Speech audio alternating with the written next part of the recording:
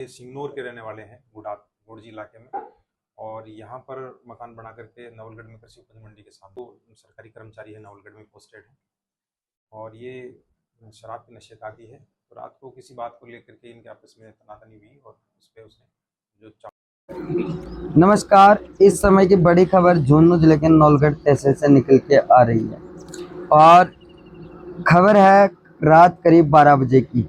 एक बेटो अपनी ही मां की चाकू गोदकर हत्या कर दे। बताया जा रहा है मां और बेटा का कहा सुनी हुआ है और कहा सुनी में इतनी हद तक चली जाए कि बेटो अपनी ही मां की हत्या कर दे। हत्या करने के बाद में आरोपी है जो को अपनी बहन ने कॉल करे और पूरी घटना है जो अंजाम दियो वह बतावे। बताने के बाद में जो कि दामाद है महिला को वह परिवार दर्ज कराई। परिवार दर्ज कराने के बाद में पुलिस मौका पर पहुंचा है और बेटा ने हिरासत में ले है। और यो परिवार गोड़ा क्षेत्र के सिंगनौर ग्राम पंचायत को बताया जा रहा है, जो नवलगढ़ कृषि उपज मंडी के सामने मकान बना के रह रहे हो और बेटो है वो पीडब्ल्यूडी में कार्यरत हो। लेकिन और जो मामलो हुआ है और एक माँ और बेटा का रिश्ता ने शर्मसार कर देने वालों मामलो है, कड़े ना कड़े तार तार कर देने वालों मामलो है।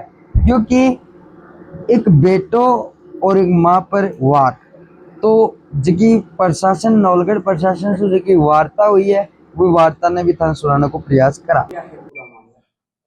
रात को करीब 12 बजे सूचना मिली थी कि कृषि उपज मंडी के सामने किसी बेटे ने है वो अपनी माँ की चाकू से गोद करके हत्या कर दी।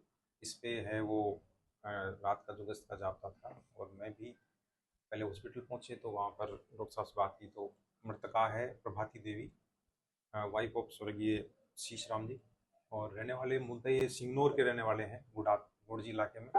और यहाँ पर मकान बना करके नवलगढ़ में कृषि उपज मंडी के सामने रहते हैं। परिवार में माताजी हैं और इनका बेटा है जो सरकारी कर्मचारी है, नवलगढ़ में पोस्टेड है। और ये शराब के नशे का आदी है। तो रात को किसी बात को लेकर के इनके आपस में तनातनी हुई और उस पर उसने जो चाकू है चाकू से गोद करके क्या कर दी माताजी।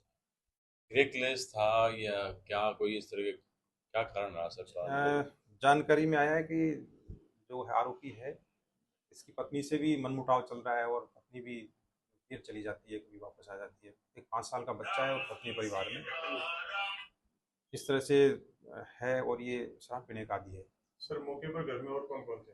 मौके पर वैसे तो 2 ही हैं, माँ और बेटे 2 ही हैं, इसके अलावा और कोई है नहीं। 5-4 बहनें इसकी वो ससुराल में है सब। आरोपी की पत्नी बच्चे नहीं थे उसमें? बच्चे पत्नी नहीं थे, वो पियर गई हुई थी।